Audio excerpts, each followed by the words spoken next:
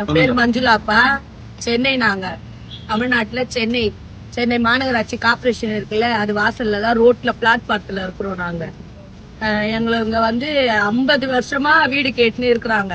4 தலைமுறையா எல்லா சிஎம் கிட்டயும் நாங்க போய் எங்க அம்மா காலத்துல எங்க ஆயா, நாங்க, எங்க பசங்க 4 தலைமுறையா எல்லா சிஎம் கிட்டயும் போராட்டம் பண்ணிட்டு அரெஸ்ட் பண்ணுவாங்க.